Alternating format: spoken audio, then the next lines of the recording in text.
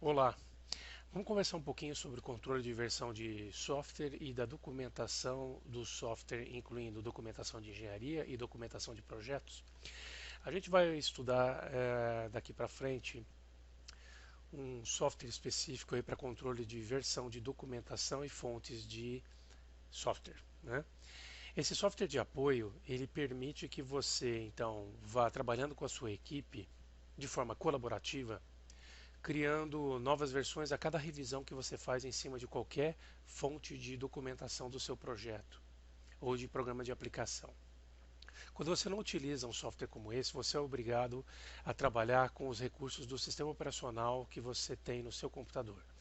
Então eu vou mostrar um pouquinho nesse vídeo aqui as dificuldades de trabalhar com o sistema operacional, para depois você entender claramente as vantagens de trabalhar com um software de apoio ao controle de configuração e versão. Bom, vamos lá. Imagine que eu estou aqui trabalhando com uma máquina Windows. Maneiras de eu trabalhar o meu projeto utilizando pastas, né, diretórios do meu sistema operacional. Primeira coisa, eu tenho que tomar bastante cuidado para não trabalhar com pastas que estão instaladas exclusivamente em desktops standalone dos participantes do projeto.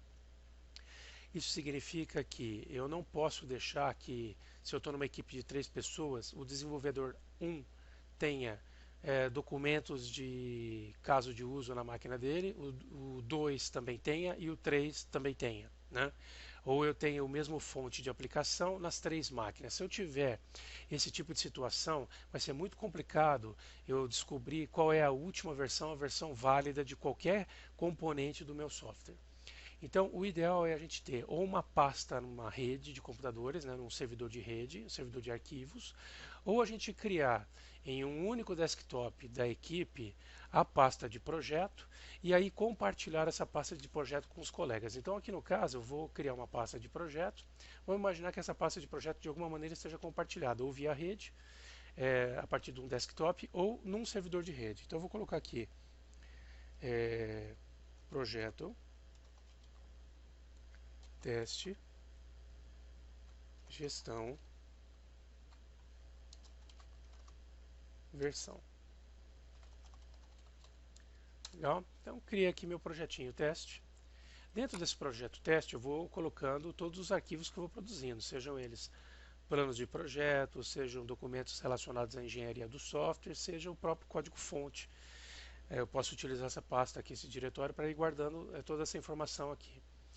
Eu vou criar aqui um arquivo qualquer, vou criar um arquivo Word, vou colocar aqui história de usuário. Imaginando aqui estão as histórias de usuário do meu sistema, né, que são base para o escopo do meu sistema, para toda a especificação de engenharia que vem depois e por fim, dão origem à codificação. Muito bem.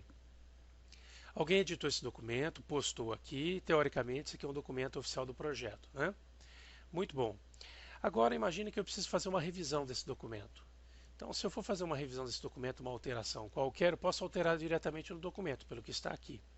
Só que se eu alterar diretamente no documento, eu perco qualquer possibilidade de voltar atrás caso eu delete, estrague, modifique uma informação que não deveria e me arrependa depois.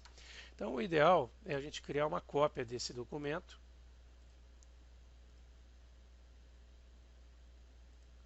Criamos uma cópia desse documento para trabalhar. Muito bem. Quando eu crio uma cópia desse documento, se eu deixar assim começar a editar essa cópia aqui, primeiro, quem olha aqui pode não entender efetivamente qual é a versão mais nova. De repente eu fiz uma cópia para guardar o histórico antigo e essa aqui é o oficial. Quem vai me garantir que eu estou tomando a decisão certa sobre qual arquivo usar como oficial para orientar meu desenvolvimento? Ah, é fácil. É só olhar a data de modificação. Aquele que é mais recente é o válido. Não é bem assim, né, pessoal? Muitas vezes o mais recente eu posso garantir que ele esteja em edição, em elaboração, né? Não posso garantir que ele seja uma versão final. O que eu quero dizer? Às vezes você fez uma cópia e começou a trabalhar, então esse aqui tem uma data mais antiga, esse aqui tem uma data mais. Agora não adianta eu editar porque ficariam com a mesma data, vai mudar só o horário, né? Mas que seja. Esse aqui está com um horário mais novo, esse aqui está com um horário mais antigo. Ah, então essa é a versão que eu devo usar? Não necessariamente, pode ser que essa versão ainda esteja em edição. ela ainda tem que ser discutida com o usuário, ela tem que ser validada com os patrocinadores do projeto. Então ela não é uma versão oficial, é um ensaio. Então, todo desenvolvedor, toda a equipe de desenvolvimento, o time, tem que continuar utilizando essa história de usuário e não essa. Somente quando essa aqui se tornar um baseline, ou seja, quando ela for confirmada com os patrocinadores do projeto, é que ela passa a ser oficial e pode ser usada em substituição a essa mais antiga. E como fazer isso então?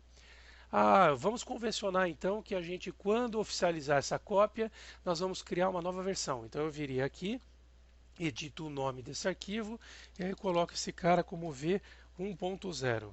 Quando eu colocar um V alguma coisa, tirar o cópia significa que essa versão está oficializada. Tudo bem, veja só, você está sendo obrigado a criar convenções de nomes de arquivos que você vai ter que combinar com a sua equipe para que ela entenda isso e trabalhe adequadamente. E não pode errar, né? Você não pode errar na denominação desses arquivos, senão você gera uma confusão danada para o grupo.